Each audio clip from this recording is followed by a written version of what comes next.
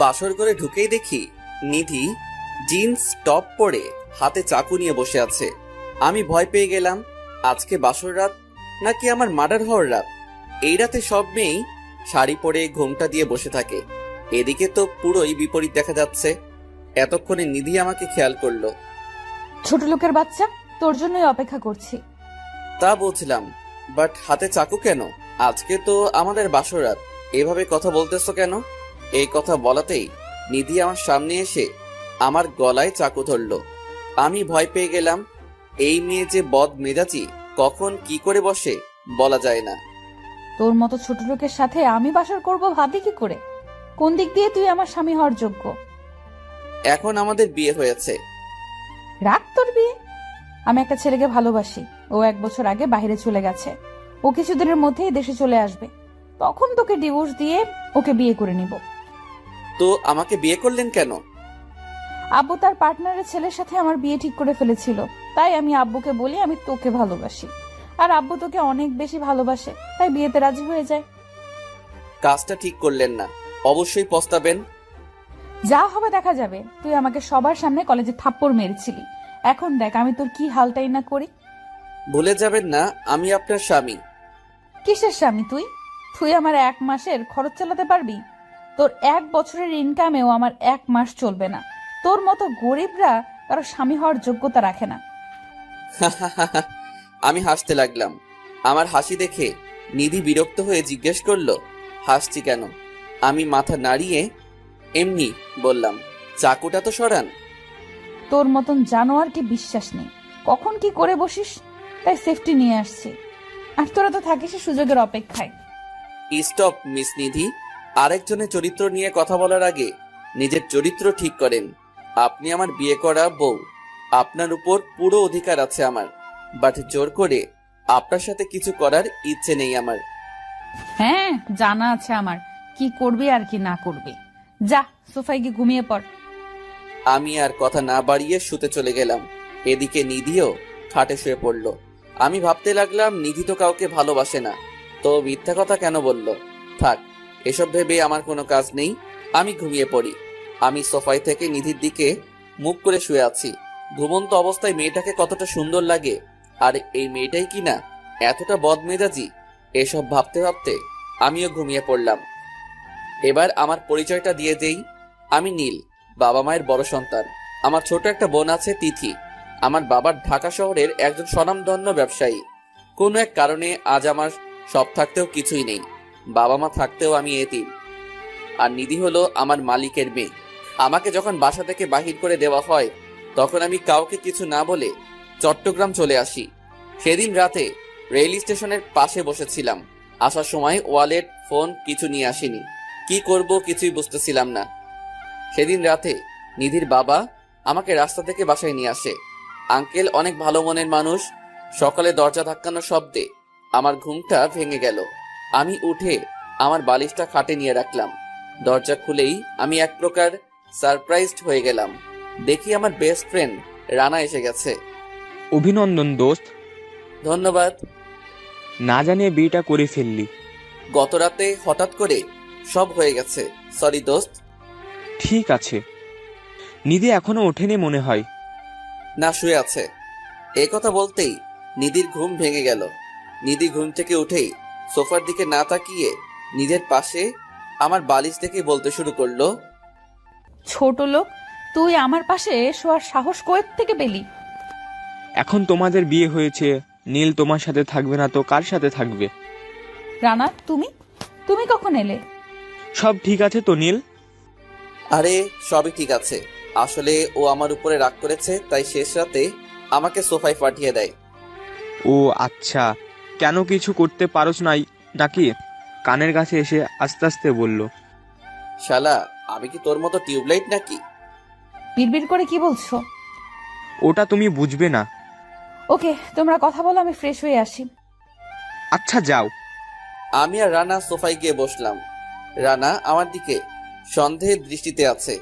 ও কি কিছু বুঝে ফেললো নাকি? বুঝলে তো ও আঙ্কেলকে সবটা বলে দিবে, আর আঙ্কেলও কষ্ট পাবে। রানা আবারও বলল, সব ঠিক আছে তো? হ্যাঁ রে বাবা, সব ঠিক আছে। আচ্ছা বাইরে যাব, ফ্রেশ হয়ে আই। ওকে। নিধি না ওয়াশরুমে শাওয়ার নিচ্ছে, আমি কি করে এখন ফ্রেশ হতে যাব? এখন ওয়াশরুমে গেলে ও নিশ্চিত আমাকে খুন করবে, আর না গেলেও রানা সব বুঝে যাবে। কি হলো, যাচ্ছিস না কেন? এখন গেলে নিধি লজ্জা পাবে। রাতে লজ্জা পাইনি, এখন লজ্জা পাবে? আরে বোকা, লাইট তো অফ ছিল। আচ্ছা তাহলে আমি যাই, বিকেলে আড্ডা হবে। চলে যাবি? হ্যাঁ, একটু আব্বুর অফিসে যেতে হবে। আচ্ছা যা। নিধি ফ্রেশ হয়ে রুমে আসলো, আমি ওয়াশরুমে চলে গেলাম। আমি ফ্রেশ হয়ে রুমে এসে নিচে গেলাম নাস্তা করার জন্য। নিচে গিয়ে দেখি আঙ্কেল আর নিধি টেবিলে বসে আছে। আচ্ছা, আমি বসে পড়লাম। আঙ্কেল নিধিকে খাবার বেড়ে দিতে বলল। নিধি বলে ফেললো। আঙ্কেল বলল। নিধি তখন কথা কাটানোর জন্য বলল। আঙ্কেল কিছু বলল না, নাস্তা করে অফিসে গেল। নিধিও রুমে চলে গেল, আমিও একটু পরে রুমে গেলাম। নিধি শুয়ে ফোন টিপছে, আমি বাহিরে যাচ্ছি। যা, বলার কি আছে? বাইরে যা, না হয় একেবারে কবরে যা। আমি আর কিছু বললাম না। সারাদিন বাসার বাইরে থাকলাম, রাত হয়ে গেছে, বাসায় যেতে ইচ্ছে করছে না। নিধি এ পর্যন্ত একটা কলও দেয়নি, কল দিলে অবশ্যই চলে যেতাম। এই কথা বলাতেই মোবাইলটা বেজে উঠলো। হাতে নিয়ে দেখি আঙ্কেল কল দিছে। আসসালামু আলাইকুম। ওয়ালাইকুম আসসালাম। কোথায় তুমি? আঙ্কেল লেকের পাড়ে। আসতেছি, ওখানে থেকো। এই বলেই আঙ্কেল কল কেটে দিল। কিছুক্ষণ পরেই আঙ্কেল আমার কাছে চলে আসলো, এসে আমার পাশে বসলো, বসে আমার কাঁধে হাত রাখলো। জানো নীল, নিধির যখন 1.5 বছর তখন তোমার আন্টি মারা যায়। নিধির দিকে তাকিয়ে আমি আর বিয়ে করিনি, বেশি আদর দিয়ে মেয়েটাকে বড় করেছি। তার জন্য ও একটু বদমেজাজি, মাহারা মেয়ে, কিছু বলতেও পারি না। এসব তো আমি জানি, এসব কেন বলছেন আঙ্কেল? বাবা, একমাত্র তুমিই পারবে আমার মেয়েকে ভালো করতে। তোমার ভালোবাসা দিয়ে ওকে সঠিক রাস্তায় নিয়ে আসতে পারবে। কিন্তু আমি জানি নিধি তোমাকে কি জন্য বিয়ে করেছে। ওই দিন তোমার রুমের পাশ দিয়ে যাওয়ার সময় তোমাদের সব কথা শুনে নেয়। সরি বাবা। দয়া করে ক্ষমা চেয়ে আমাকে লজ্জিত করবেন না আঙ্কেল। তাহলে কথা দাও, নিধিকে তুমি সঠিক পথে আনবে। তোমার ভালোবাসা দিয়ে ওকে ভালো মন্দ চিনাবে। তোমার ভালোবাসা পেয়ে ও যেন পুরো বদলে যায়। আচ্ছা আঙ্কেল, আমি চেষ্টা করব। এখন বাসায় চলো। আমি আর আঙ্কেল বাসায় চলে গেলাম। বাসায় গিয়ে আজকে আর ডিনার করলাম না, আমার রুমে গিয়ে ঘুমিয়ে পড়লাম।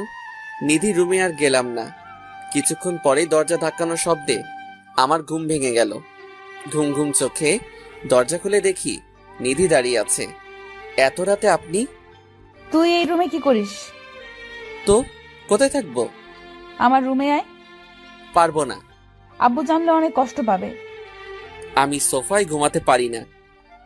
ছোট লোক, একটু লাই দিলেই মাথায় উঠে যাস। সারা জীবন মাটিতে শুয়ে কাটিয়ে দিলি। ওকে, গুড নাইট। এই বলে আমি শুয়ে পড়লাম। আচ্ছা ঠিক আছে, বিছানায় ঘুমাবি, বাট মাঝখানে কোলবালিশ থাকবে। আচ্ছা। আমি নিধির রুমে চলে গেলাম। নিধি মাঝখানে কোলবালিশ দিয়ে দেওয়াল বানিয়ে দিল। আমি শুয়ে পড়লাম। যাক, একসাথে থাকার তো অনুমতি পেয়েছি। মাঝখানে দেওয়াল আছে, তবুও আস্তে আস্তে সব হয়ে যাবে। আমি ঘুমিয়ে পড়লাম। সকালে আমার ঘুমটা ভেঙে গেল। তাকিয়ে দেখি নিধি আমার বুকে এসে আমাকে জড়িয়ে খুব সুন্দর করে ঘুমাচ্ছে। আমি তাড়াতাড়ি নিধিকে বালিশে শুইয়ে দিলাম। জেগে গিয়ে এই অবস্থায় নিজেকে দেখলে কি থেকে কি করে বসবে বলা যায় না। আমি ফ্রেশ হতে চলে গেলাম।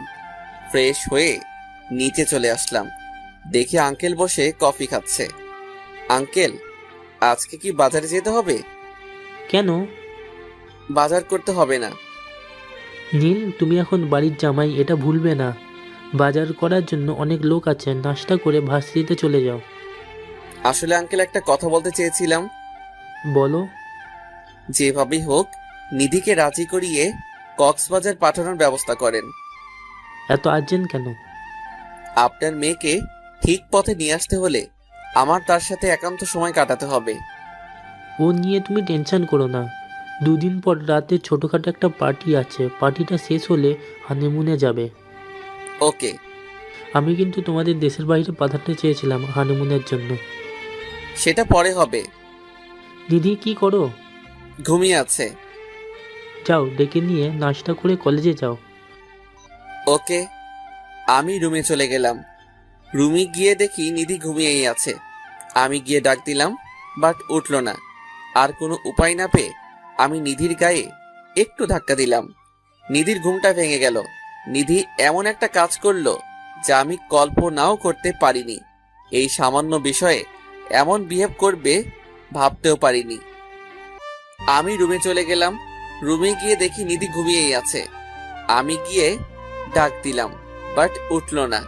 আর কোনো উপায় না পেয়ে আমি নিধির গায়ে একটু ধাক্কা দিলাম। নিধির ঘুমটা ভেঙে গেল। নিধি উঠে বসেই আমার গালে একটা থাপ্পড় মেরে দিল। থাপ্পড় খেয়ে গালে হাত দিয়ে দাঁড়িয়ে আছি। কিছু বলার মতো ভাষা হারিয়ে ফেলছি। কুত্তার বাচ্চা, তোর সাহস হলো কি করে আমাকে টাচ করার? মানে রাখ তোর মানে। একটু সুযোগ পেলে মেয়েদের শরীরে হাত দেওয়ার চেষ্টা করিস।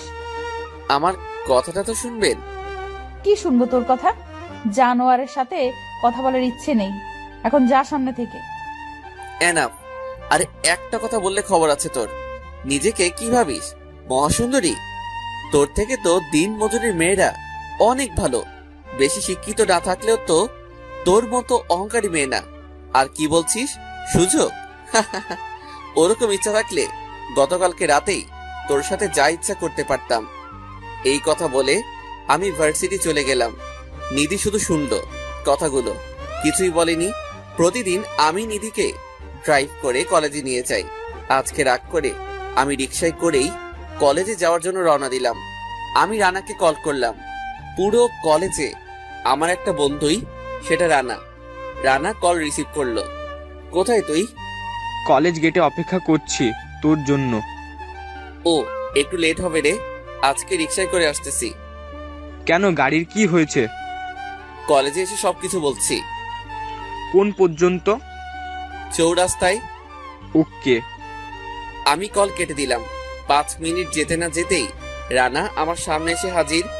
আমি রিক্সা ভাড়া দিয়ে গাড়িতে উঠে বসলাম। রানা কলেজে না গিয়ে একটা রেস্টুরেন্টের সামনে চলে গেল। রানা গাড়ি থেকে নেমে গেল, আমিও নামলাম। এখানে কেন আসলি? সকালে নাস্তা করেছিস?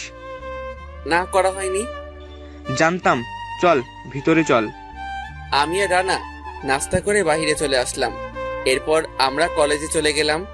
কলেজে গিয়ে রানা গাড়ি পার্ক করে আসলো। আমরা দুজন মাঠের মাঝখানে বসলাম। কি হয়েছে এখন বল।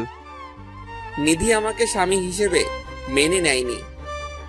মানে? আমি রানাকে সবকিছু বলে দিলাম।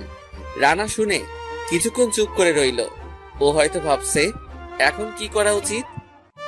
তাকে অনেক আগে বলেছিলাম আমার বাসায় চলে আয়, শুনলি না তো? না দোস্ত, আঙ্কেল আমার দুঃসময় আমার পাশে ছিল। আমি কি করে আঙ্কেলকে ছাড়া থাকবো?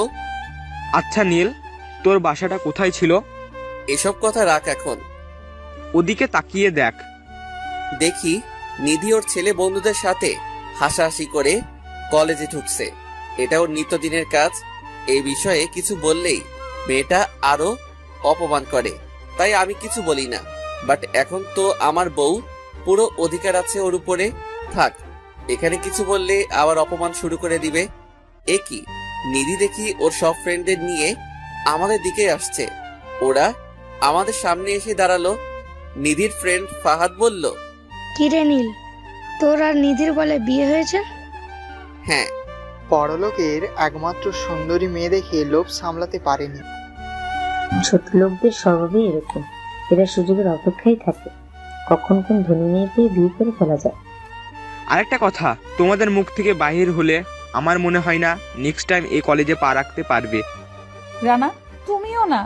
কলেজে এত ছেলে থাকতে তোমার এই ছেলেটার সাথেই বন্ধুত্ব করতে হবে?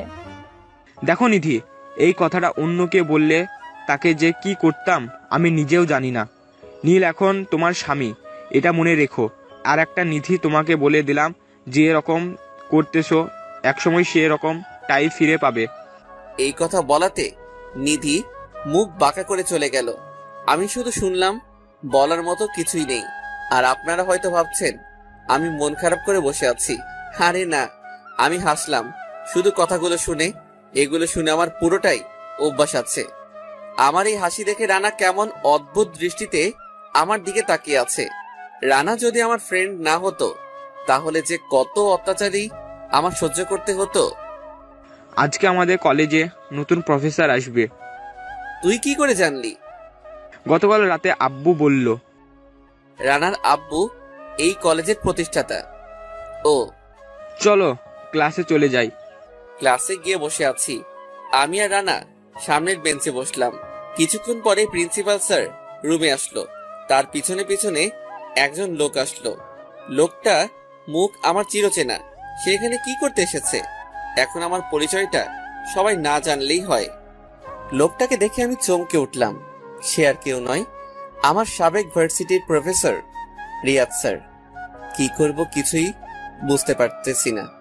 প্রিন্সিপাল স্যার আসাতে আমরা সবাই দাঁড়িয়ে গেলাম। স্যারের দৃষ্টি এখনো আমার উপরে পড়েনি। এই হলো তোমাদের নিউ প্রফেসর রিয়াদ খান। ঢাকা শহরে অনেক নামকরা ভার্সিটির প্রফেসর ছিলেন ইনি। তার এখানে ট্রান্সফার হয়েছে। কেমন আছেন স্যার? আলহামদুলিল্লাহ ভালো। তোমরা সবাই কেমন আছো? জি স্যার, ভালো। মিস্টার রিয়াদ এখন থেকে তোমাদের বাংলা পড়াবেন। এইটা বলে প্রিন্সিপাল স্যার চলে গেলেন। আমি মাথা নিচের দিকে তাকিয়ে আছি। কি করব বুঝতে পারতেছি না। রিয়াদ স্যার যদি আব্বুকে বলে দেয় আমি চট্টগ্রাম আছি, তাহলে আমার স্বপ্ন কখনো সফল হবে না। ইতিমধ্যেই স্যারের দৃষ্টি আমার উপরে পড়ল। স্যার মায়াবী চোখে আমার দিকে তাকিয়ে আছে, আর আমি তাকিয়ে আছি নিচের দিকে। নীল, তুই এখানে? আমি চুপ করে আছি। জানিস তোর বাবা পুরো শহরে তোকে তন্ন তন্ন করে খুঁজছে। স্যার আপনি ওকে কি করে চেনেন? চিনব না কেন? ও তো ঢাকা। স্যার প্লিজ এসব কথা না বললেই খুশি হব আমি। কিন্তু তুই এখানে কেন? সেটা অনেক কাহিনী, পরে এক সময় বলবো। আমার আর স্যারের কথোপকথনে সবাই চুপ করে আছে। সবাই হয়তো ভাবছে আমার মতো ছেলেকে ঢাকার নামকরা ভার্সিটির প্রফেসর কি করে চিনে। সবার মুখে একটাই প্রশ্ন, রানা তো আমার দিকে তাকিয়ে আছে। অবাক হওয়ার কথাই, ওরা তো আর জানে না আমার পরিচয় কি, আমি কে। স্যার ক্লাস নিয়ে চলে গেল। আজকে স্যার ক্লাস নিল কোথায়? আমার সাথে কথা বলতে বলতেই সময় শেষ। আমি স্যারের পিছু পিছু ক্লাস থেকে বের হলাম। স্যার, নীল, তোর সাথে আমার অনেক কথা আছে। আগে আমার কথা শুনেন। এখানের কেউ জানে আমাকে চিনতে না পারে, আমার পরিচয়টা যেন না জানে, আর আমার পরিবারের কেউ যেন না জানে আমি এখানে আছি। কিন্তু কোনো কিন্তু না স্যার, আমাকে কথা দেন কাউকে কোনোদিন বলবেন না। আচ্ছা, আর একটা কথা, বৃষ্টি সব বলে দিচ্ছে ওই দিন তোর কোনো দোষ ছিল না, তোকে ফাঁসিয়েছিল। অতীত রাখেন স্যার, আগের কথা নিয়ে ভাবি না আমি। ওকে স্যার, কেউ আমার পরিচয় জিজ্ঞেস করলে বলবেন আপনার বাসার পাশে একটা এতিমখানা ছিল, সেখানেই বড় হয়েছে আমি, সেক্ষেত্রেই আমাকে চিনেন আপনি। এই বলে আমি ওখান থেকে চলে আসলাম। এসে মাঠে এসে বসলাম। একটু পর রানা এসেও বসলো। স্যার তোকে কি করেছিলে? বলেছি না স্যার, সময় হলে সব জেনে যাবে। তোকে প্রশ্ন করাই বৃথা। দাঁত কালানো অফ কর। ওকে। একটু পরেই নিধি আর ওর সব ফ্রেন্ডরা আসলো। নীল স্যার তোমাকে চিনে কি করে? সেটা আপনার না জানলেও চলবে। এদের সাথে কথা বলাটাই ভুল। এই বলেই ওরা চলে গেল। আমি আর রানা হাসতে লাগলাম। কালকে আঙ্কেল একটা পার্টি রেখেছে বাসায়। বলছে তোর শ্বশুর। কালকে সকালে চলে যাবে কিন্তু। পার্টি তো সন্ধ্যায়। তো কি? ওকে, সকালেই যাব। চল বাসায় চলে যাব। আমরা যে যার বাসায় চলে গেলাম। সারাদিন ফোন টিপে পার করলাম। রাত হয়ে গেল। আমি আর নিধি এক খাটেই থাকলাম, বাট মাঝখানে আজকেও কোলবালিশটা। সকালে ঘুম ভেঙে গেল। ঘুম থেকে উঠেই কোনো দিকে না তাকিয়ে আমি ওয়াশরুমে চলে গেলাম। যা দেখলাম বিশ্বাস করেন দেখার জন্য মোটেও প্রস্তুত ছিলাম না। ঘুম থেকে উঠেই তাকিয়ে দেখি বিছানায় নিধি নেই। আজকে এত সকালে উঠছে, কাহিনী কি? যাই হোক, আমি তোয়ালে হাতে নিয়ে ওয়াশরুমে চলে গেলাম। ওয়াশরুমে দরজা ধাক্কা দিতেই দেখি ভিতরে নিধি। আমি হাঁ করে তাকিয়ে আছি, কেননা নিধির শরীরে একটা সুতো পর্যন্ত নেই। নিধি আমাকে দেখে চিৎকার দিয়ে উঠবে, তার আগেই আমার হাত দিয়ে নিধির মুখ চেপে ধরলাম। নিধি কিছু বলতেও পারছে না। আমি খালি গায়ে ছিলাম। নিধি আমার বুকের দিকে তাকিয়ে আছে, এক নজরে আমার বুকের দিকে তাকিয়ে আছে নিধি। আর এদিকে নিধি ভাবছে কোনো ধরনের জিম করা ছাড়াই আমার এত সিক্স প্যাক হলো কি করে। আমি আর কিছু না বলে বাহিরে চলে গেলাম। আজকে যে কপালে কি আছে আল্লাহই ভালো জানে। কি গাদি মেরে বাবা, ওয়াশরুমের দরজা পর্যন্ত লক করেনি। একটু পরেই নিধি বাইরে আসলো। তুমি কি কিছু দেখেছো? চোখ তো খোলাই ছিল। বেয়াদব ছেলে, ওয়াশরুমে যাওয়ার সময় নক করতে হয় জানো না? ওয়াশরুমে গিয়ে যে দরজা লক করতে হয় সেটা জানা নেই আপনার? আর আমার শরীরের দিকে নজর দিচ্ছেন কেন? কই না তো। আমি আর কিছু না বলে ওয়াশরুমে চলে গেলাম। নিধি কিছু বলল না কেন? লজ্জায় নাকি আমাকেও ভালোবেসে ফেলতেছে? যাক, ভালো জিনিসই দেখছি, দিনটা ভালোই কাটবে। আমি শাওয়ার নিয়ে বের হলাম। নিধিকে আর রুমে দেখলাম না। আমি নিচে চলে গেলাম। নিচে গিয়ে নাস্তা করে নিলাম। নাস্তা করে আঙ্কেলের রুমে চলে গেলাম। আঙ্কেল বসে আছে। নিধিও আঙ্কেলের পাশে বসে আছে। Good morning uncle. Good morning. আজকে অফিসে যাবেন না? না, আজকে কি করে অফিসে যাব? আমার ফ্রেন্ড বলতে তো শুধু রানা, আর তো কেউ নেই। রানা এবং তার ফ্যামিলি সবাইকে ইনভাইট করা হয়েছে। হ্যাঁ জানি। আঙ্কেলের সাথে গল্প করতেছি, অমনি আমার ফোনটা বেজে উঠলো। পকেট থেকে ফোনটা বাহির করে দেখি রানা কল দিছে। আমি রিসিভ করলাম। কই তুই? বাসায়। আমিও তো। আমার রুমে গিয়ে বস, আমি আসতেছি। এরপর আমি আমার রুমে চলে গেলাম। রানার সাথে আড্ডা দিতে লাগলাম। আড্ডা দিতে দিতে দুপুর হয়ে গেল। আমরা দুপুরে লাঞ্চ করে নিলাম সবাই। আস্তে আস্তে সবাই আসতে লাগলো। দেখতে দেখতে সন্ধ্যা হয়ে গেল। আঙ্কেল এসে আমাকে একটা ব্ল্যাক কালারের পাঞ্জাবি দিয়ে গেলেন। এটাই পরতে বললেন আজকে। আমিও ব্ল্যাক কালারের পাঞ্জাবিটা পরে নিলাম। একটু পরেই নিধির কল আসলো, আমাকে রুমে যেতে বলল। আমি রুমে গিয়ে দেখি নিধির সব ফ্রেন্ড আরো অচেনা কিছু মেয়ে আছে এখানে। এদের মধ্যে দু একজনকে চিনি, তারা হলো নিধির কাজিন। কিছু বলবেন? না। তাহলে যাই। ওরা তোমার সাথে পরিচয় হবে। নিধির এক কাজিন বলে ফেললো। এসব ছোট লোকদের সাথে আমি পরিচিত হই না, এদের দেখলে আমার গা জ্বলে। আরেকজনই বলল, ঠিকই বলেছিস, এদের মতো ছেলেদের কাজই কখন কোন বড় লোকের মেয়েদের বিয়ে করে রাতারাতি কোটিপতি হওয়া চাই। আরেকটা মেয়ে বলল, তোমরা যে যাই বলো, ভাইয়াটা দেখতে অনেক সুন্দর। অপমান করা শেষ হয়েছে? শেষ হলে আমি যাই, এই বলে চলে আসলাম। নিধি ভাবতে শুরু করলো, কেমন ছেলে রে বাবা এটা, এত অপমান করি কিছু মনেই করে না। আর এদিকে আমি ভাবতে লাগলাম, বাবার হোটেল থেকে বের হলেই দুনিয়াটা কতটা কঠিন সেটা হাড়ে হাড়ে টের পাচ্ছি আমি। কিছু করার নেই, সবই সহ্য করতে হবে।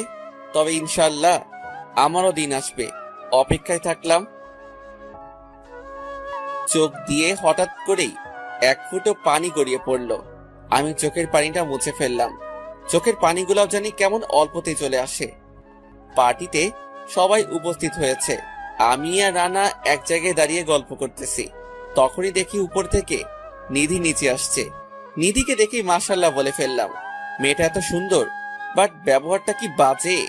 নিধিকে দেখতে একদম অপসরীর মতো লাগছে। এত প্রশংসা করছি, কেন প্রেমে পড়ে গেলাম নাকি? পড়লেই প্রবলেম কি, আমারই তো বউ। তখনই আঙ্কেল আমাকে আর নিধিকে তার কাছে যেতে বলল। সবার সামনে ঘোষণা দিয়ে দিল, আমাদের বিয়ে হয়ে গেছে। সবাই এসে আমাদের দাম্পত্য জীবনের জন্য অভিনন্দিত করে গেল। সবাই যার যার মতো আনন্দ করতে লাগলো। নিধি আমাকে অপমান করার জন্য এমন একটা ফোন দিয়ে আটলো যা কখনোই ভাবতে পারিনি। সময় খারাপ হলে যা হয় আর কি। তখনই নিধি বলতে লাগলো, আপনাদের মাঝে এখন গান গে শোনাবে নীল। আমি কথাটা শুনে হতবাক হয়ে গেলাম। নিধি কেন আমাকে গান বলতে বলতেছে? অপমান করার জন্য? তাছাড়া আর কি হবে? নিধির কথা শুনে সবাই করতালি দিতে লাগলো। আমি কি বলবো বুঝতেছি না। গান না বললেও মান সম্মান সব শেষ হয়ে যাবে। দোস্ত, এখন কি করবি? গান তো এখন বলতেই হবে। গিটার বাজাতে পারিস? দেখতে থাকো। এরপর আমি একজনের কাছ থেকে গিটারটা হাতে নিয়ে গিটার বাজাতে লাগলাম। গিটারের সুর শুনে সবাই হাসতে লাগলো। আমি আসতেই মিনারের তুই তো আমার সব গানের একটা সুর উঠালাম। এবার সবাই মনোযোগ দিয়ে শুনতেছে। এরপর আমি গাইতে লাগলাম। গানটা পুরো গাইলাম। গান শেষে সবাই করতালি দিতে লাগলো। আর নিধি তো অবাক হয়ে আমার দিকে তাকিয়ে আছে। গান শুনে অনেক মেয়েই এগিয়ে এসে আমার সাথে পরিচিত হলো। আমিও সবার সাথে টুকটাক কথা বলতেছি। আমি মেয়েদের সাথে কথা বলতেছি, এটা দেখে মনে হয় নিধি জেলাস ফিল করতেছে। আমি আরো বেশি বেশি করে মেয়েদের সাথে কথা বলতে লাগলাম। ফাটিয়ে দিয়েছিস মামা। এত ভালো গাইতে পারিস জানতাম না তো। হয়েছে। নিধির মুখের দিকে একবার তাকা। আমি হাসতে লাগলাম। আস্তে আস্তে সবাই চলে গেল। রানাও বিদায় নিয়ে চলে গেল। আমি নিধির রুমে চলে গেলাম। এখন তো এটা আমারও রুম। রুমে গিয়ে ড্রেস চেঞ্জ করে নর্মাল ড্রেস পরে নিলাম। একটু পরে নিধিও রুমে আসলো। তুমি এত সুন্দর করে গিটার বাজাতে পারো? কেমন হয়েছে জানি না, একটু একটু পারি আর কি। সত্যি করে বলো তো তুমি কে? কেন চিনেন না আমাকে? ইদানিং কেমন জানি তোমাকে অচেনা অচেনা লাগে। Good night. আমি ঘুমিয়ে পড়লাম। সকালে আজকে নিধির ডাকে ঘুমটা ভেঙে গেল। ঘুম থেকে উঠে ওয়াশরুমে চলে গেলাম। আস্তে আস্তে নিধির আচরণটা ভালো হচ্ছে। নাস্তা করতে চলে গেলাম। নিধি আর আঙ্কেল টেবিলে বসে আছে। আঙ্কেল জানিয়ে দিল কালকে আমাদের কক্সবাজার যাওয়ার কথা। নিধি প্রথমে মত না দিলেও পরে আঙ্কেলের কথা রাখতে নিধিও রাজি হয়ে যায়। আজকে নিধি আমার সাথেই কলেজে আসে। কলেজে এসে নিধি ওর ফ্রেন্ডদের কাছে চলে যায়। আমি রানার কাছে চলে যাই। সকাল হলো আপনার? সরি, একটু লেট হয়ে গেল। ঠিক আছে। কালকে কক্সবাজার যাব। ভালো খবর। তুইও যাবি সাথে? দূর বোকা, তোরা যাবি হানিমুনে, আমি গিয়ে কি করব? আমরা কথা বলতে লাগলাম। নিধি আসলো, আমাদের কাছে এসে বলল আব্বু শপিং এ যেতে বলছে। আমি রানার কাছ থেকে বিদায় নিয়ে শপিং এ চলে গেলাম। আমরা শপিং থেকে বাসায় চলে আসলাম। বাসায় এসে সবকিছু গুছগাছ করে নিলাম। রাতে আঙ্কেল ফ্লাইটের টিকিট দিল। সকাল 10টার ফ্লাইটে আমরা কক্সবাজার চলে গেলাম। বাট কক্সবাজার যে আমার জন্য এত বড় সারপ্রাইজ অপেক্ষা করছে সেটা জানলে ভুল করেও কক্সবাজার আসতাম না। আমরা কথা বলতে লাগলাম। নিধি আসলো আমাদের কাছে, এসে বলল আব্বু শপিং এ যেতে বলছে। আমি রানার কাছ থেকে বিদায় নিয়ে শপিং এ চলে গেলাম। আমরা শপিং থেকে বাসায় চলে আসলাম। বাসায় এসে সবকিছু গুছগাছ করে নিলাম। রাতে আঙ্কেল ফ্লাইটের টিকিট দিল। সকাল 10টার ফ্লাইটে আমরা কক্সবাজার চলে গেলাম। কক্সবাজার এসে আমরা রিসোর্টে চলে গেলাম। সবকিছুই আঙ্কেল ঠিক করে রেখেছে। আমরা আমাদের রুমে চলে গেলাম। রুমে গিয়ে ফ্রেশ হয়ে লাঞ্চ করে নিলাম। দেখতে দেখতে রাত হয়ে গেল। চলো বাহিরে যাব। ওকে। আমরা রেডি হয়ে সমুদ্রের তীরে গেলাম। নিধি একটু আগে আগে হাঁটছে, আমি একটু পিছনে পিছনে হাঁটছি। বিচের পাড়ে গিয়ে নিধি রইল, আমিও ওর সাথে দাঁড়িয়ে আছি। একটু পরে আমার চোখ একটু সামনে পড়লো। হ্যাঁ, একটা মেয়ে আসছে। মেয়েটা আমার খুব চেনা। একটা সময় যার মুখ না দেখলে আমার ঘুম হতো না, যাকে ছাড়া আমার সময় কাটতো না, সে এসে আমাকে জড়িয়ে ধরে কেঁদে দিল। তার সাথে তার বান্ধবীগুলাও আছে। কোথায় ছিলি নীল তুই? কে আপনি? আমাকে চিনতে পারছিস না? না। নিধি এসে বৃষ্টিকে আমার থেকে ছাড়িয়ে নিল। এই মেয়ে, আপনার সাহস কি করে হয় আমার স্বামীকে জড়িয়ে ধরতে? নীল তুই বিয়ে করে নিয়েছিস? আপনার কোথাও ভুল হচ্ছে। আমি তো আপনাকে কোথাও দেখছি, আমার মনে হয় না। প্লিজ নীল। এই বেহায়ামি, ও আপনাকে বলে দিচ্ছে না একবার যে ও আপনাকে চিনে না? তারপরেও কেন বিরক্ত করতেছেন? আমি ওইখানে আর এক মুহূর্ত দাঁড়ালাম না। আমি রিসোর্টে আমার রুমে চলে আসলাম। রুমে এসে ভাবতে লাগলাম এই মেয়েটার জন্য আমি বাসা ছাড়া হয়েছি।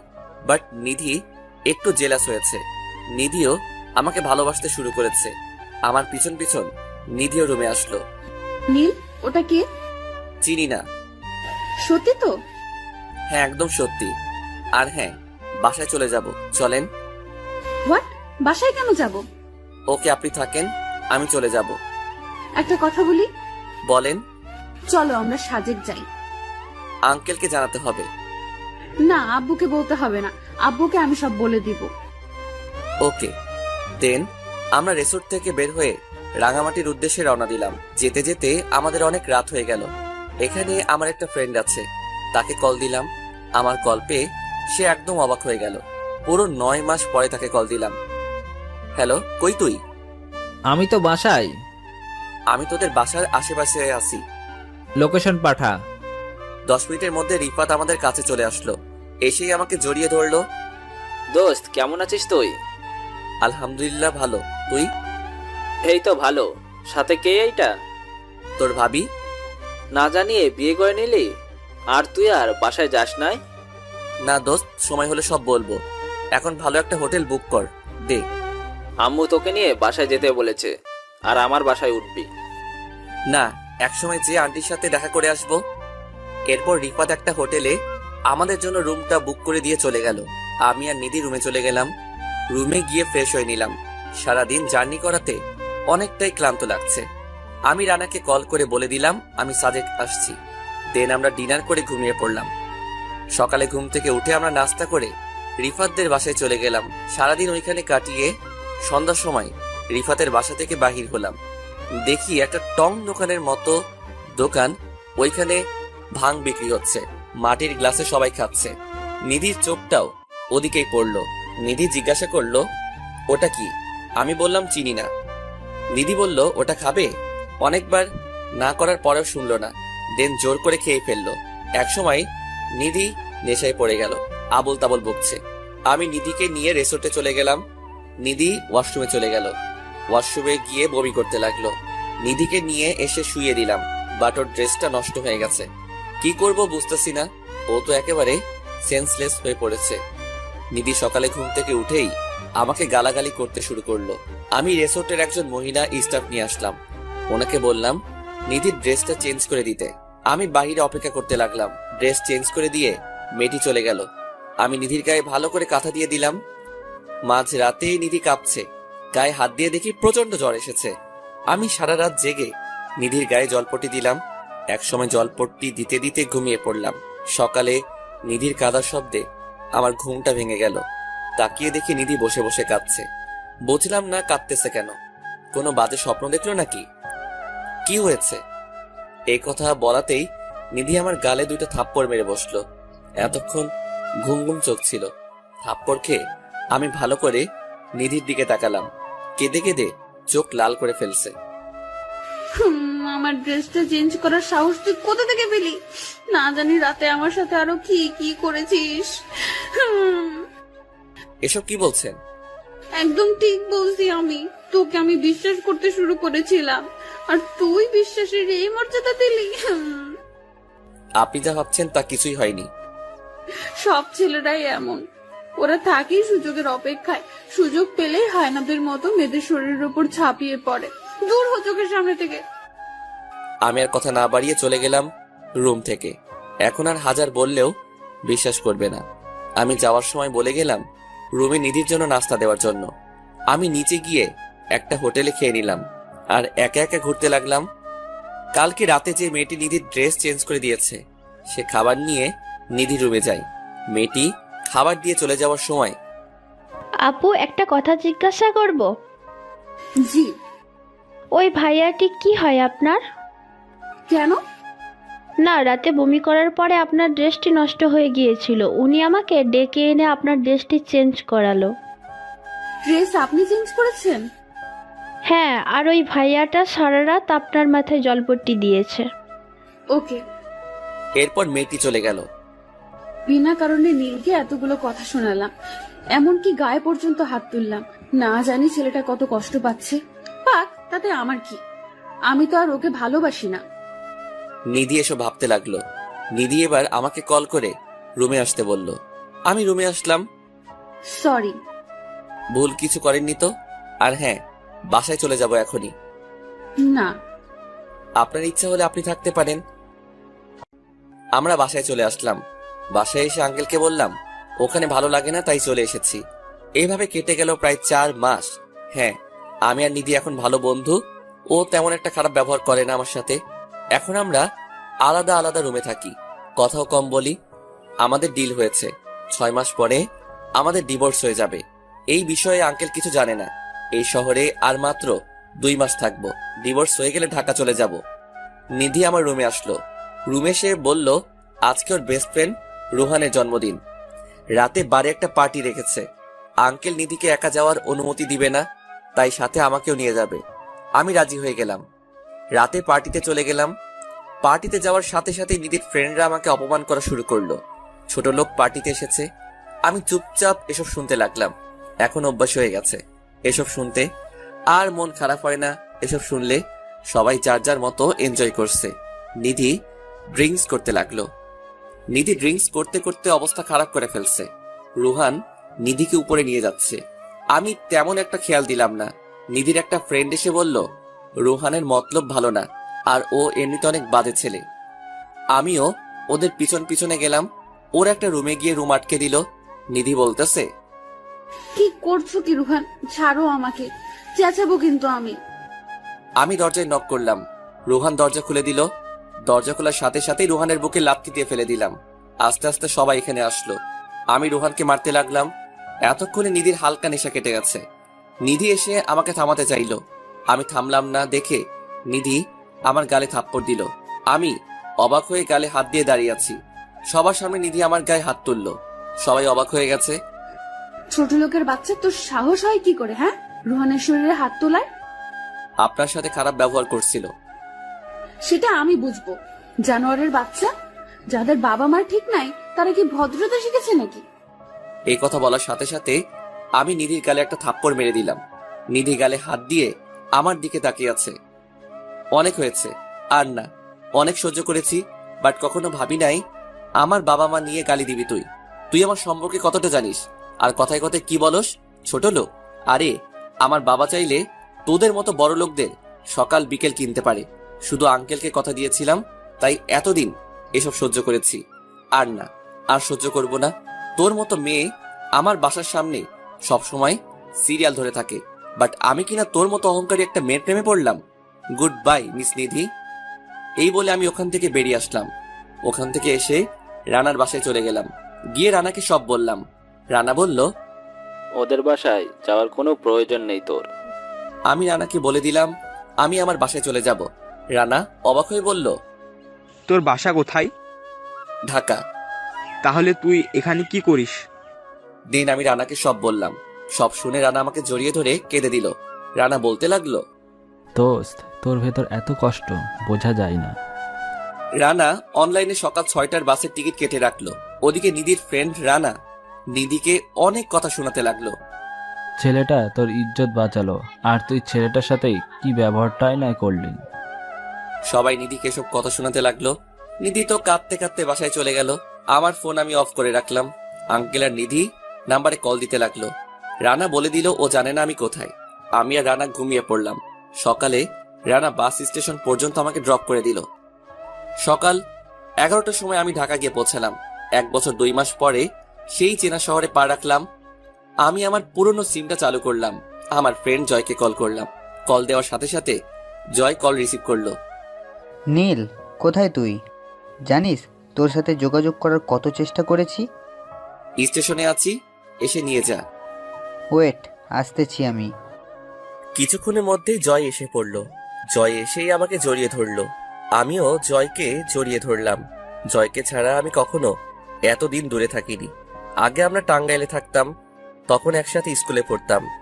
আমরা তখন ক্লাস 2তে পড়ি। আমার আব্বু ঢাকা এসে পড়ে। তখন আমরা ঢাকা আসার পর জয় 2 দিন না খেয়েছিল আমার কাছে চলে আসবে বলে। পরে জয়ের আব্বুও ঢাকা এসে পড়ে। কেমন আছিস? কই ছিলি তুই? সবই বলবো, চলো বাসায় যাই। হ্যাঁ চল। দেন আমি বাসায় চলে গেলাম। বাসাটা কেমন অন্যরকম লাগতেছে। আমি গেটের সামনে দাঁড়িয়ে আছি, ভিতরে ঢোকার সাহস পেলাম না। দারোয়ান আমাকে দেখেই দৌড়ে আসলো। এসেই আম্মুকে ডাকতে লাগলো। আম্মু এসেই আমাকে জড়িয়ে ধরলো। আমিও আম্মুকে জড়িয়ে ধরলাম। এইভাবে প্রায় 10 মিনিট কেউ কোনো কথা বললাম না। আম্মু কাঁদতেছে। আমি চোখের পানি মুছে দিলাম। কেমন আছো আম্মু? তাকে ছাড়া কেমন থাকি তুই জানিস না? আন্টি বাসায় গিয়ে কথা বলো। বাবা চল। আমি বাসায় চলে গেলাম। সবকিছুই আগের মতোই আছে। আমার রুমের কোনো কিছুই পাল্টে নেই। 1 বছর আগে যেমনটা রেখে গেছিলাম ঠিক তেমনটাই আছে। আমি আমার রুমে গিয়ে বেলকনির সামনে গেলাম। এইটা আমার ফেভারিট প্লেস। এইখান থেকে আমাদের পুরো বাগানটাই দেখা যায়। বেলকনি থেকে রুমে আসলাম। আম্মু আমার জন্য কফি নিয়ে আসলো। নানান প্রশ্ন করতে লাগলো, এতদিন কই ছিলাম, আরো অনেক কিছু। আমি শুধু বলে দিলাম সব জানতে পারবে। আম্মুকে জিজ্ঞেস করলাম আব্বু কোথায়। আম্মু বলল আব্বু অফিসে কল দিয়েছিল, এখনই আসতেছে। আমি কফি খেয়ে রানাকে একটা কল করে বলে দিলাম আমি পৌঁছে গেছি। বৃষ্টি কোথায়? জানি না, ওই দিনের পর থেকে বৃষ্টির সাথে। ও, রিহানের সাথে কি ওর বিয়ে হয়ে গেছে? না, রিহান অন্য কাউকে বিয়ে করে নিছে। আমি শুধু ওকে এটাই বোঝাতে চেয়েছিলাম রিহান প্লে বয়, এ কারণেই আমাকে বাড়ি ছাড়তে হয়েছিল। দোস্ত, অতীত ভুলে যা প্লিজ। হ্যাঁ, অতীত ভুলে গেছি। জয়ের সাথে কথা বলতে বলতেই আব্বু চলে আসলো। আব্বু এসেই আমাকে জড়িয়ে ধরলো। আমি চুপ করেই আছি, কোনো কথা বলছি না। কোথায় ছিলি বাবা তুই? তোকে কত খুঁজেছি। তোর জন্য তোর আম্মু ঠিক মতো খাওয়া দাওয়া করে না, প্রায় অসুস্থ থাকি। আমি আম্মুর দিকে তাকালাম, আগের চেয়ে শুকিয়ে গেছে, চোখ ভিতরের দিকে চলে গেছে, মনে হয় প্রায় সময় না খেয়ে কান্না করছে। কি হলো, কথা বলিস না কেন? আমাকে খোঁজার কি প্রয়োজন? আমি তো আপনার ছেলে হওয়ার যোগ্য না। সেই কথাগুলো কি এখনো মনে রেখেছিস? কিছু কথা আছে ভোলা যায় না। এখন কি বাবা হয়ে তো পা ধরতে হবে? এসব কি বলছো আব্বু? এবার আমিও আব্বুকে জড়িয়ে ধরলাম। সবাই শুধু এক প্রশ্নই করছে, কোথায় ছিলাম এতদিন, বাট কাউকে কিছুই বললাম না। বৃষ্টিকে কল দিয়েছিলে? কেন, মশাই না? না, লাবণ্য এসেছিল, ওর সাথে বাইরে গেছে। ওকে কল করার প্রয়োজন নেই। বৃষ্টির কথা বলতে না বলতে বৃষ্টি এখানে এসে হাজির। বৃষ্টি আসাতে সবাই রুম থেকে চলে গেল। বৃষ্টি এসে আমার পায়ে পড়ে গেল। প্লিজ আমাকে ক্ষমা করে দাও নীল, আমি অনেক বড় ভুল করে ফেলেছি। পা ছাড়েন প্লিজ। আর 1 মিনিট আমার সামনে থাকলে আমি এই বাসা থেকে চলে যাব। এমন করো না নীল, প্লিজ আমাকে মাফ করে দাও। Get out. বৃষ্টি কাঁদতে কাঁদতে চলে গেল। চলে যাক, তাতে আবার কি। এই মেয়েটাকে এক সময় অনেকটাই ভালোবাসতাম। এইভাবে কেটে গেল 3 দিন।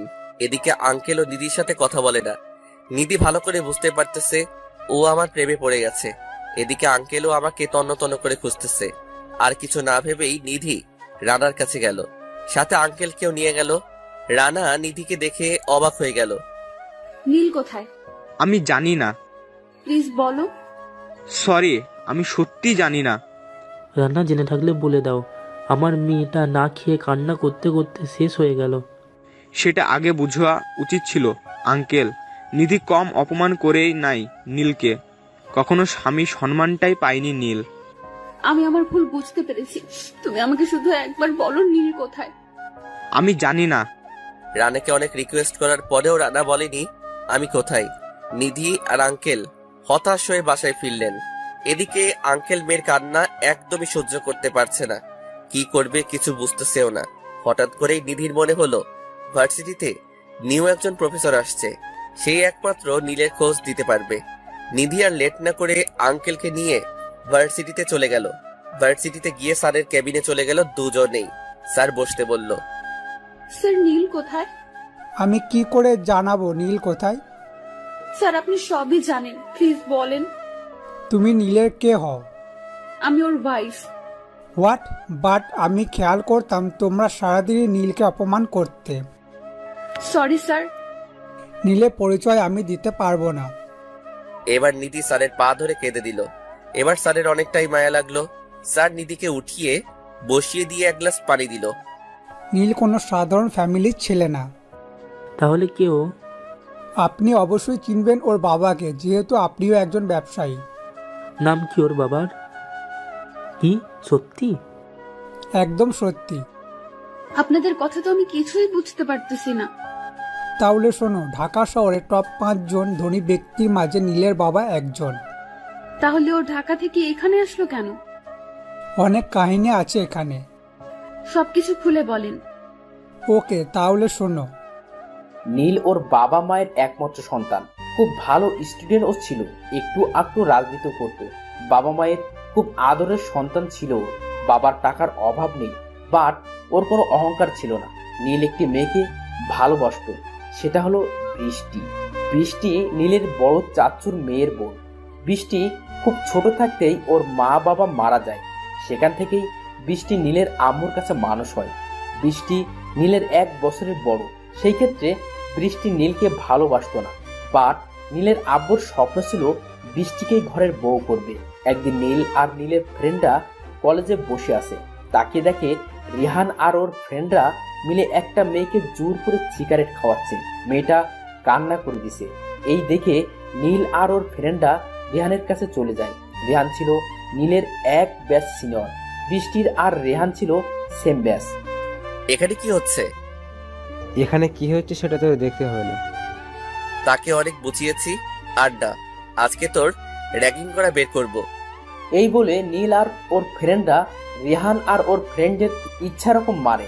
একসময় প্রিন্সিপাল স্যার এসে ঝগড়া থামিয়ে দেয়। কি হচ্ছে নীল? রিহান তোমার সিনিয়র। ও এই আপুটাকে এখানে জোর করে স্মোক করাচ্ছিল। এইরকম ছাত্র কলেজে রাখার প্রয়োজন নেই। এখনই সব ছেলেকে রাস্টিকেট করবেন। প্রিন্সিপাল রেহানকে বলল মেয়েটির কাছে ক্ষমা চাইতে। রেহান আর কোনো উপায় না পেয়ে ক্ষমা চেয়ে নেয়। বাট রেহানের মনে রাগ রয়ে যায়। রেহান কোনোভাবেই নীলের ওপর প্রতিশোধ দিতে পারতেছিল না। রেহান আর কোনো বুদ্ধি না পেয়ে বৃষ্টিকে পটিয়ে ফেলে। বৃষ্টিও রেহানের ফাঁদে পা দেয়। সেখান থেকে নীলের জীবনে এলোমেলো হয়ে যায়। নীল বৃষ্টিকে ছোটবেলা থেকে ভালোবাসতো। যে ছেলেটা কখনো সিগারেট পর্যন্ত ছুঁয়ে দেখেনি, তারপর থেকে রেগুলার ড্রিঙ্কস করতে শুরু করে। ফ্রেন্ডরা অনেক বোঝায়, কিন্তু কারো কথা শোনে না। এটা নিয়ে নীলের আব্বু আম্মু অনেক চিন্তিত হয়ে পড়ে। বৃষ্টি রেহানের উপরে অনেকটা দুর্বল হয়ে পড়ে। বৃষ্টি, নীল বাসায় থাকলে আমাদের কখনো এক হতে দিবে না। চলো আমরা বিয়ে করে ফেলি। এখনই না, একটা রাখতে পারলেই আমি তোকে বিয়ে করব। কি কথা? নীলকে বাসা থেকে তাড়াতে হবে। বৃষ্টি এতটাই রিহানের প্রেমে মগ্ন ছিল যে রিহানের সব প্ল্যান এই রাজি হয়ে গেল। একদিন সকাল 6টার দিকে বৃষ্টি নীলের রুমে যায়। রুমে গিয়ে নীলকে ডেকে তোলে। বৃষ্টি গিয়ে দরজা লক করে দেয় আর নিজের জামা হালকা ছিঁড়ে চুলগুলো এলোমেলো করে চিল্লাতে থাকে। নীল শুধু অবাক হয়ে তাকিয়ে আছে। এক সময় নীলের আব্বু আর আম্মু এসে দরজা ধাক্কাতে লাগে। বৃষ্টি নীলের দিকে তাকিয়ে একটা শয়তানের হাসি দেয়, তারপরে গিয়ে দরজাটা খুলে দেয়। দরজা খুলেই নীলের আম্মুকে জড়িয়ে ধরে কেঁদে দেয়। কি হয়েছে? চাচু, ও আমার ইজ্জত নষ্ট করতে চেয়েছিল। এই কথা বলাতেই নীলের আব্বু নীলকে থাপ্পড় মারে। নীলের আম্মু ঘটনা বিশ্বাস করতে চায় না। দেন বৃষ্টি বলে নীল এখন নেশা করে ও সব কিছু করতে পারে। নীলের বাবা নীলকে বাসা থেকে বের করে দেয়। নীল যাওয়ার সময় বৃষ্টির দিকে তাকে শুধু একটা কথাই বলে, অনেক আফসোস করবে, বাট খুঁজে পাবে না। নিধি সব শুনে কান্না করতে লাগলো। নিধি আর একটু লেট না করে আঙ্কেল আর রানাকে নিয়ে ঢাকা আসার জন্য রওনা দিল। আমি আর আম্মু বিকেলে ড্রয়িং রুমে বসে আছি। তখনই কলিং বেলটা বেজে উঠলো। আম্মু গিয়ে দরজা খুলে দিল। দরজা খোলার পর যাদের দেখলাম তাদের দেখে তো আমি অবাক হয়ে গেলাম। দরজা খোলাতে আঙ্কেল, নিধি আর রানা ভিতরে আসে। নিধি এসে আম্মুকে সালাম করে। আম্মু শুধু আমার দিকে অবাক হয়ে তাকিয়ে আছে। আম্মু নিধিকে টেনে তুলল। আপনাদের তো চিনতে পারলাম না। আম্মু, আমি নীলের ওয়াইফ। ওকে, যা বলছে তা কি সত্যি? হ্যাঁ, বুঝলাম না আম্মু কোনো রিয়াক্ট করলো না কেন। তার একমাত্র ছেলে তাকে না জানিয়ে বিয়ে করেছে, এতে তো কষ্ট পাওয়ার কথা। আম্মু তো আরো হাসি খুশি। বুঝলাম না কিছু। কি ভাবছিস? আর জয় আমাকে সবকিছু বলে দিয়েছে। রানা চল। আমি রানাকে নিয়ে আমার রুমে চলে গেলাম। রানা শুধু আমার রুমটা চেয়ে দেখছে। রানা বলল, ওয়াও, এত সুন্দর রুম। মামা, পুরো শহর কিন্তু ঘুরিয়ে দেখাবি। অবশ্যই। আঙ্কেল, আম্মু, নিধি আমার রুমে আসলো। আম্মু আব্বুকেও কল করে দিচ্ছে। আব্বু আসতেছে তার ছেলের বউকে দেখার জন্য। নীল, তুমি এভাবে চলে আসলে কেন? সহ্যের সীমা পার হয়ে গেছে আঙ্কেল, আর না। বাবা, তোমরা বাহিরে যাও তো, আমি দেখতেছি ওকে। ও সাহস পেল কি করে আমাকে ছেড়ে চলে আসার? বাবা, তোমরা বাহিরে যাও তো, আমি দেখতেছি ওকে। ও সাহস পেল কি করে আমাকে ছেড়ে চলে আসার? আজকেই প্রথম নিধিকে এত কাছ থেকে দেখছি। ওর নিঃশ্বাসের শব্দ পর্যন্ত শুনতে পারছি। নিধি আমার ঠোঁটে একটা চুমু দিল। হ্যাঁ, লাইফে ফার্স্ট টাইম লিপ কিস, তাহলে অনুভূতিটা কেমন জানেনই তো। বাট এত সহজে তো মেনে নেওয়া যাবে না, একটু তো কষ্ট দিতেই হবে। আর কষ্ট দিব না, এখন থেকে শুধু ভালোবাসা দিব। নিধিকে ধাক্কা দিয়ে সরিয়ে আমি নিচে চলে গেলাম। দেখি আব্বু এসে গেছে। আব্বু আর আঙ্কেল কথা বলতেছে। আমিও গিয়ে আব্বুর পাশে বসলাম। নিধি এসে আব্বুকে সালাম করলো। দেখে বোঝা যাচ্ছে আব্বুরও নিধিকে পছন্দ হয়েছে। নীল, তোর পছন্দ আছে বলতে হয়। ছেলেটা কার দেখতে হবে না? হ্যাঁ, তোমারই একারই ছেলে, আমার তো আর কেউ না। হ্যাঁ, আমারই তো একার ছেলে। কি শুরু করলে তোমরা? হ্যাঁ, বিআই সাহেব, আজকে তাহলে আমি আসি। চলে যাবেন মানে? রাতে একটা কাজ আছে। আজকে যাওয়া যাবে না, সব কিছু ক্যান্সেল করে দেন। ওকে। আম্মু আজকে নিজের হাতে রান্না করলো। সবাই আমরা লাঞ্চ করে নিলাম। লাঞ্চ করে আমি আর রানা ছাদে চলে আসলাম। ছাদে এসে একটু আড্ডা দিলাম। নিচে থেকে চিল্লানোর আওয়াজ আসছে। আমি গিয়ে দেখি নীল শুধুই আমার। চুপ বেহায়া বজ্জাত মেয়ে, লজ্জা করে না তোর? নিজের বিএফ এর সাথে মিলে নীলকে বাসা থেকে বের করেছিলি, আর নীল শুধু আমার বলতে আসছিস। আর শুনে রাখ, নীল আমার স্বামী। এই মেয়ে, তোর সাহস কি করে হয় আমার মুখের ওপর কথা বলার, তাও আবার আমার বাসায় দাঁড়িয়ে? কি শুরু করলে তোমরা? বড় আম্মু, তুমিই তো বলেছিলে এবারের বউ হলে শুধুই আমি হব। সেই যোগ্যতাটা আপনার নেই মিস বৃষ্টি। আর নিধি এ বাড়ির বউ। নেক্সট টাইম ওকে কিছু বলার আগেই ভেবে বলবেন। নীল, তুমিও? আমি আম্মুকে ইশারা করলাম নিধিকে রুমে নিয়ে যাওয়ার জন্য। আম্মু নিধিকে নিয়ে চলে গেল। বৃষ্টি কাঁদতে লাগলো। আমি আর রানাও রুম থেকে চলে গেলাম। রানা রুমে চলে গেল, আমিও রুমে চলে আসলাম। রুমে এসে বেলকনিতে গিয়ে একটা সিগারেট মুখে নিলাম। হঠাৎ করেই যেন কোথা থেকে নিধি এসে ছো মেরে আমার মুখ থেকে সিগারেটটা কেড়ে নিল। তোর সাহস হলো কি করে আমি রুমে থাকতে তুই সিগারেট মুখে নিছিস? ভুলে যাবেন না, এইটা আপনার বাসা না, আপনার রুম। কে বলেছে আমার রুম না? তোমার রুম মানেই তো আমার রুম। আপনার ধারণাটা ভুল। এখনই রুম থেকে চলে যান। যাব না, কি করবি? হ্যাঁ, অনেকক্ষণ যাবত কিছু বলছি না বলে বেশি করতেছিস। এই বলে নিধি আমাকে পিছন থেকে জড়িয়ে ধরলো আর বলতে শুরু করলো, প্লিজ আগে সবকিছু ভুলে যাও। এখন তো আমি তোমাকে অনেক ভালোবাসি, প্লিজ নিজের করে নাও আমাকে। আপনি ভালোবাসলে হবে না, আমি তো আর ভালোবাসি না। কিন্তু তোমার চোখ যে অন্য কথা বলছে। না, আমার চোখও এইটাই বলছে। ছাড়েন আমাকে। এই বলে নিজেকে ছাড়িয়ে নিলাম। আমি রানার রুমে গেলাম। রানা আন্টির সাথে ফোনে কথা বলছে। কথা বলা শেষ হলে আমি রানাকে নিয়ে বাহিরে ঘুরতে গেলাম। জয়কে কল দিয়ে আমাদের পুরনো আড্ডাখানায় আসতে বললাম। আমি আর রানা গাড়ি নিয়ে বেরিয়ে পড়লাম। আমরা আড্ডাখানায় চলে গেলাম। এখানে আমার সব ফ্রেন্ড, ছোট ভাইরা এসেছে। তাদের সাথে মত বিনিময় করলাম। সবার সাথে আড্ডা দিয়ে বাসায় চলে আসলাম। বাসায় আসতে আসতে রাত হয়ে গেল। রাতে আমরা সবাই মিলে ডিনার করে নিলাম। ডিনার শেষে আঙ্কেলকে রুমে দিয়ে আসলাম। আমি আর রানা অনেকক্ষণ আড্ডা দিলাম ছাদে। আড্ডা শেষ করে রুমে চলে আসলাম। রুমে এসে দেখি নিধি খাটে বসে আছে। আমি যাওয়ার সাথে সাথেই নিধি আমাকে জড়িয়ে ধরলো। নিধির ছোঁয়া আমার কাছে অনেক ভালো লাগতেছে। বাট এত সহজে তো নিধিকে আর মেনে নেওয়া যাবে না। আমি নিধিকে ধাক্কা দিয়ে দূরে ঠেলে দিলাম। আমি গিয়ে চুপচাপ খাটের এক পাশে শুয়ে আছি। নিধি এসে আবারও আমাকে জড়িয়ে ধরলো। এইবার উঠে বসে নিধির গালে একটা থাপ্পড় মেরে দিলাম। থাপ্পড় খেয়ে নিধি স্তব্ধ হয়ে গেল। আসলে থাপ্পড়টা মারার কোনো ইচ্ছাই ছিল না। নিধি কান্না করতে লাগলো। আমি বালিশ নিয়ে সোফায় চলে গেলাম। নিধি কান্না করতে করতে ঘুমিয়ে পড়লো। আমি আস্তে আস্তে নিধির কাছে গিয়ে বসলাম। ফর্সা গালটা লাল হয়ে গেছে। আমি আস্তে আস্তে নিধির গালে একটা চুমু দিলাম। দেন আমি এসে ঘুমিয়ে পড়লাম।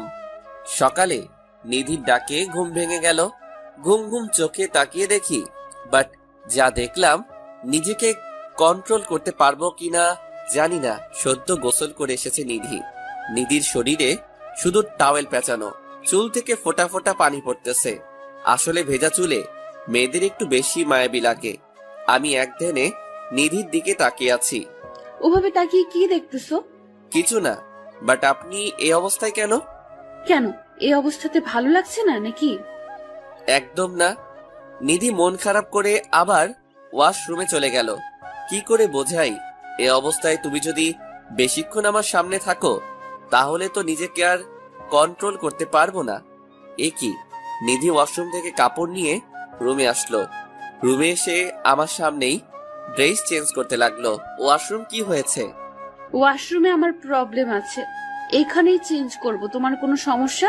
আর তুমি আমার স্বামী, তোমার সামনে ড্রেস চেঞ্জ করতেই পারি আমি। আমি আর কথা না বাড়িয়ে ওয়াশরুমে চলে গেলাম। ফ্রেশ হয়ে আমি রুমে আসলাম। রুমে এসে শুয়ে আছি আর গেম খেলতেছি। একটু পরেই নিধি রুমে আসলো। নিধি এসে বলল নিচে যেতে নাস্তা করার জন্য, সবাই ওয়েট করতেছে। আমি রানাকে নিয়ে নিচে চলে গেলাম। আমরা সবাই একসাথে সকালের খাবার খেতে বসলাম। আমি খাওয়া শুরু করলাম, বাট আজকের খাবারের স্বাদটা অন্যরকম।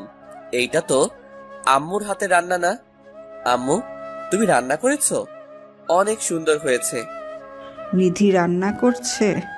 আমি আর কোনো কথা না বলে চুপচাপ খেয়ে নিলাম। খেয়ে আমার রুমে চলে আসলাম রানাকে নিয়ে। রানাকে বললাম রেডি হয়ে নিতে। আমিও রেডি হতে লাগলাম। কোথায় যাচ্ছ? হ্যাঁ। কোথায়? আমার পুরনো ভার্সিটিতে। আমাকে সাথে নিবে? রেডি হয়ে নেন। নিধি এমন ভাবে বলল আমি না করতে পারলাম না। নিধি খুশিতে আমাকে জড়িয়ে ধরলো। আঙ্কেল আসলো রুমে। রুমে আঙ্কেল এসে আমাদের এই অবস্থায় দেখে ফেললো। আঙ্কেলও এসে বোকা হয়ে গেছে। দূর, আমি এত ভয় কেন পাচ্ছি? নিধি তো আমার বউ। সরি। আসো আব্বু। নীল, আমি এখন চলে যাব। বাবা মা মোরা মেয়েটাকে কখনো কষ্ট দিও না। চলে যাবা আব্বু? আঙ্কেল নিধিকে বুকে জড়িয়ে নিল। আঙ্কেল বিদায় নিয়ে চলে গেল, বাট নিধির মোডটা অফ হয়ে গেল। আমি, রানা, নিধি রেডি হয়ে গাড়ি নিয়ে বেরিয়ে পড়লাম। জয়কে কল করে ভার্সিটিতে চলে আসতে বললাম। ভার্সিটিতে এসে আমি গাড়ি থেকে নেমে পড়লাম। রানা আর নিধিও আমার পিছন পিছন নেমে গেল। ভার্সিটি একবারে নিস্তব্ধ হয়ে গেছে। সবার লোক এখন আমাদের দিকে। সবাই হয়তো আমাকে দেখে অবাক হচ্ছে। আস্তে আস্তে অনেকেই আমাদের দিকে এগিয়ে আসলো। সবার সাথেই কথা বললাম। আজকে অনেক ভালো লাগা কাজ করতেছে। প্রিন্সিপালের রুমে কতক্ষণ বসে আমি বিদায় নিয়ে চলে আসলাম। রানা আর নিধিকে অনেক জায়গায় ঘুরালাম। দেন দুপুরে একটা রেস্টুরেন্টে লাঞ্চ করলাম। এভাবে 14-15 দিন কেটে গেল। নিধিকে যত অবহেলা করি, নিধি এতে একটু বিরক্ত হয় না। এতে বোঝা যায় নিধির এখন শিক্ষা হয়ে গেছে। একদিন রাতে ডিনার করে এসে আমি শুয়ে আছি। নিধি একটা চাকু হাতে নিয়ে রুমে আসলো। আমি নিধির হাতে চাকু দেখে একটু অবাক হলাম। নিধি ডাইরেক্ট এসে আমার উপরে শুয়ে পড়লো। কি হচ্ছে কি? আজকে আমাকে আপন করে না নিলে এই চাকু দিয়ে নিজেকে শেষ করে দিব। মজা করার আর জায়গা পান না? এই কথা বলাতেই নিধি চাকু দিয়ে ওর হাতে একটা পোজ দিয়ে দিল। নিধির হাত থেকে রক্ত বেরোচ্ছে। নিধি আরেকটা পোজ দেওয়ার আগেই আমি হাত থেকে চাকুটা কেড়ে নিলাম। দাও আমাকে চাকুটা। আমাকে যখন ক্ষমা করবেই না, তাহলে আমি নিজেকে শেষ করে দিব। তাহলে আমার কি হবে? এই কথা বলাতে নিধি আমাকে অনেক শক্ত করে জড়িয়ে ধরলো। আমি নিধির হাতের কাটা জায়গায় ওষুধ লাগিয়ে ব্যান্ডেজ করে দিলাম। শক্ত করে জড়িয়ে ধরলাম নিধিকে। ও কাঁদতেছে, কাঁদুক। আজকের পরে থেকে ওর চোখে কখনো পানি আসতে দিব না। তোমার বুকে একটু মাথা রাখা যাবে? হ্যাঁ।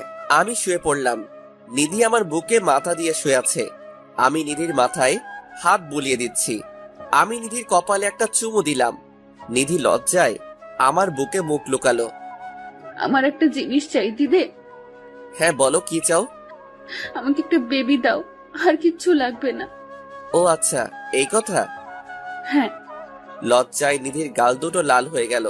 দেন আমরা লুডো খেলতে ব্যস্ত হয়ে পড়লাম। এইভাবে কেটে গেল আরো 4টি বছর। আজকে আমার মেয়ে কুহুর জন্মদিন। আজকে ওর 3 বছর পূর্ণ হলো। তাই বাসায় ছোটখাটো একটা পার্টির আয়োজন করা হয়েছে। আমি রেডি হচ্ছি, তখনই নিধি রুমে আসলো। নিধি এসে আমাকে বলল রেডি হতে। এতক্ষণ লাগে? আমি শুধু হাসলাম আর নিধিকে জড়িয়ে ধরলাম। কি করছো কি? কুহু এসে পড়বে। আসবে নাটাও বলতে পারলাম না, তার আগে আমার ছোট্ট সোনা আর আম্মু আব্বু এসে হাজির। পাপ্পাই, তুমি আম্মুকে দলিয়ে ধরেছ কেন? আমি তো ধরতে চাইনি, তোমার আম্মুই তো আমাকে জড়িয়ে ধরলো। তুমি শুধু আমালে ঝুলিয়ে তুলবা। আচ্ছা মামনি। কুহুর কথা শুনে আমরা সবাই হাসতে লাগলাম আর এইভাবেই কাটতে লাগলো আমাদের দিনগুলি।